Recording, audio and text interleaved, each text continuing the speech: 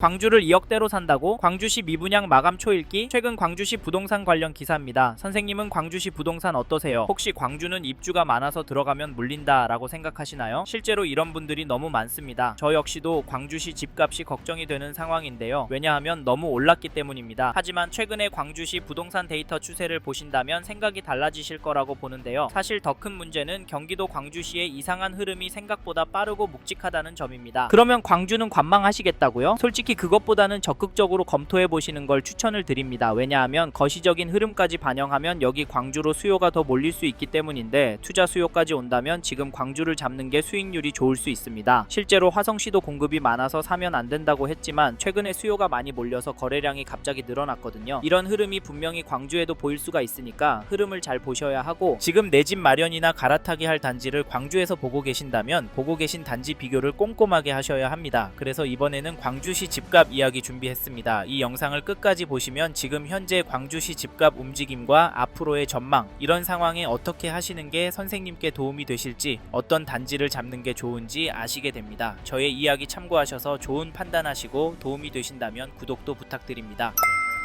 요즘 저희는 조만간 광주시 집값이 떨어질 가능성은 좀 낮다고 봅니다. 왜냐하면 다른 지역보다 수요가 주춤다고 보기 때문인데요. 광주시 거래량을 보시면 12월에 165건, 11월에 308건 매매 계약이 나왔습니다. 12월 월세 거래는 374건 나왔고요. 실제로 이 데이터를 보시고 지금 이거 믿어도 될까 경고하는 분들도 많은 상황인데요. 네, 광주도 단지마다 분위기가 다르다고요? 구축은 꿈쩍도 안 한다고요? 네, 맞습니다. 2002년 입주한 문영동의 5호 우림 퓨전빌 전용 84 거래만 봐도 최근에 2억 거래가 나오면서 전체적인 흐름은 아래로 향하고 있는 상황입니다. 신축은 좀 더 인기가 있기 때문에 다를 수는 있는데, 그래도 한동안은 주춤할 수 있다라고 보는 시각도 여전한데요. 이런 이야기 하시는 분들의 가장 중요한 근거는 광주시의 공급 물량입니다. 26년에 입주 물량이 2,500세대 공급이 있고요. 27년에는 1,900세대 규모 입주가 있습니다. 이런 이유로 좀 더 지켜보자는 의견들도 공감이 갑니다. 하지만 상승하는 단지들도 있는데요. 특히 신축 단지들에서부터 움직임이 명확히 보이는데, 2017년 10월 입주한 태전동의 힐스테이트 태전 전용 72 거래 내역을 보시면 12월 마지막 날에 1층 물건이 5억 거래도 나왔고, 전체적인 흐름은 위로 향하는 그림이 나오고 있는데 매물도 5억 1000부터 나오고 있는 상황입니다. 이런 상황인데 광주를 들어가는 게 맞을까요? 그리고 이런 흐름이 언제까지 이어질까요? 사실 저희가 광주에서 눈여겨보라고 말씀드리는 건 전세가입니다. 왜냐하면 요즘 웬만한 수도권 지역들은 전세가가 오르기 때문인데요. 여기 힐스테이트 태전 전세가를 보시면 광주시 신축 공급이 제법 많음에도 불구하고 전세가는 크게 오르는 것 같습니다. 게다가 거래 가능한 전세 매물도 없는 상황인데, 이런 상황인데 집값과 전세값이 떨어질 수가 있을까요? 여기에 더해서 요즘 광주시 전체적인 가격 흐름도 궁금해서 KB 매매 지수를 찾아봤더니 전주 대비 0.088% 상승한 것이 확인됐고, 전세 지수도 보시면 전주 대비 0.213% 올랐는데요. 광주시는 전세 지수와 매매 지수 모두 오르고 있습니다. 상승폭도 제법 높은 수준인데 도대체 왜 이럴까요? 왜 광주가 이런 흐름을 보일까요? 사실 문제는 여기서 끝날 것 같진 않다는 점입니다. 이래서인지 지금 광주보다 저렴한 곳으로 집 사서 넘어가려고 하시는 분들이 보이는데, 죄송하지만 이런 선택은 신중하게 하셨으면 좋겠는데요. 왜냐하면 광주시가 서울과 거리는 있지만 자체 생활 인프라도 좋고, 특히 경강선을 이용해서 판교나 강남으로 출퇴근이 가능하기 때문에 수요가 꿋꿋한 단지들이 많고, 앞으로 신축이 많이 들어오기 때문에 향후 2-3년 입주장만 잘 버티면 괜찮아서 장기적으로 광주를 접근하신다면 수익이 괜찮을 거라고 예상을 하는데요. 게다가 이 단지도 보시면 2017년 9월 입주한 305세대 단지 태전동의 이편한 세상 태전 2차 전용 84 거래 내역을 보시면 12월 30일 일에 202동 6층 물건이 5억 5,800의 거래를, 12월 8일에는 201동 8층 물건이 5억 7천에 계약이 되었습니다. 여기 가격은 어떠신가요? 이 단지 가격은 중심점이 위로 움직이고 있습니다. 더 놀라운 건 이런 단지들이 광주시 안에 제법 있고 늘어나고 있다는 점인데요. 이분들은 도대체 왜 집을 사는 걸까요? 기다리면 집값이 떨어지지 않을까요? 솔직히 저희는 떨어질 가능성은 낮다라고 봅니다. 하지만 당장은 상대적으로 높진 않다라고 보일 수도 있을 것 같은데요. 혹시 선생님께서 기다리면 될 거라 생각하시면 이번 텀이 지나면 올라서 내 집 마련 결정이 더 어려워질 것 같아서 가성비 좋은 곳으로 전세 들어가셔서 마음 편하게 돈 쓰시고 사시길 추천을 드리고 있는데요. 근데 그동안 집값 오르는데 내 전세값 얼마 오를까? 집 주인이 들어오는 건 아닐까? 가슴 졸이고 있는 것도 버티기 힘들 겁니다. 왜냐하면 광주도 한번 오르면 1에서 2천만 원은 거뜬히 오르니까요. 사실 이게 현실이 될 것 같아서 저희는 선생님께서 광주시 안에 관심이 있는 단지가 있고 2에서 4년 단기가 아닌 장기로 보시는 분이라면 적극적으로 검토해 보셨으면 좋겠습니다. 아셨죠? 그리고 저희 말에 공감하시는 분이라면 지금 광주시에서 이 단지 흐름은 꼭 체크해 보십시오. 그게 어디냐면, 죄송합니다. 잠깐 3초만 내주셔서 구독 부탁드립니다. 구독 눌러주시는 여러분 대대손손 부자 되실 텐데, 왜냐하면 유익한 부동산 정보로 돈 벌 거니까요. 댓글 상단에 있는 카카오 채널도 추가해 주시면 마청풀에서 드리는 분양 정보, 급매 물건 정보도 받아보실 수 있습니다. 마청풀 카카오 채널도 추가 부탁드립니다. 감사합니다.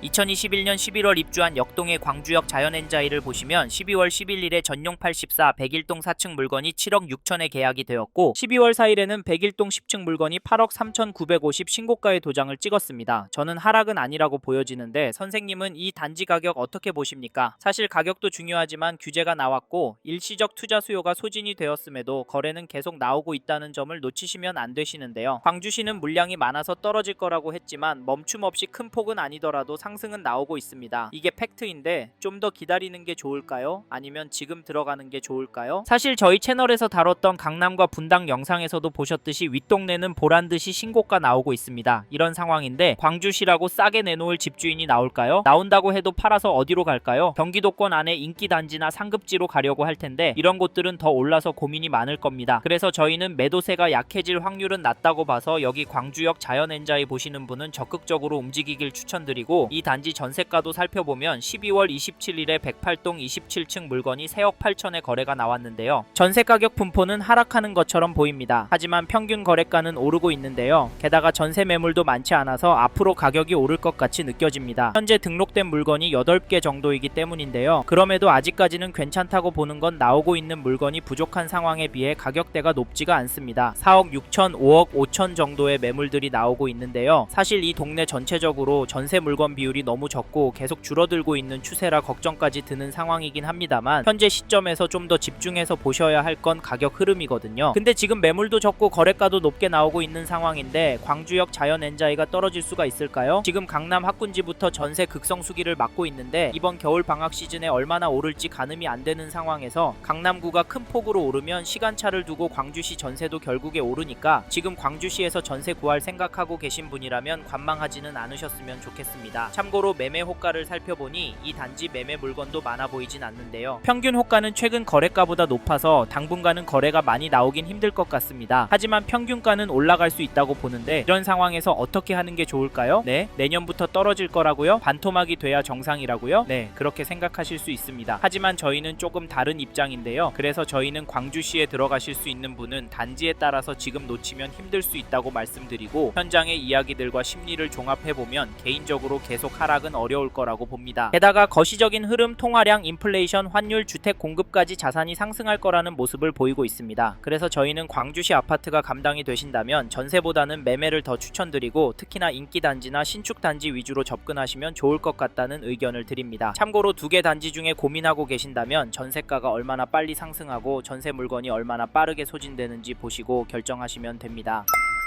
이번 영상에서 경기도 광주시 아파트 현황과 앞으로 어떻게 될지에 대한 저의 생각을 말씀드렸습니다. 관심이 가신다면 영상이 끝나고 이 지역에 대해 좀 더 검색해 보시길 바랍니다. 이번 영상에서 언급된 내용들에 대하여 좀 더 궁금하신 내용이 있으시다면 댓글로 남겨주세요. 최대한 빠르게 답변 드리도록 하겠습니다. 다음 영상에서도 부동산 투자에 도움이 되는 정보 나누어 드리도록 하겠습니다. 구독과 좋아요 그리고 알림 설정 부탁드립니다. 감사합니다. 좋은 하루 보내세요.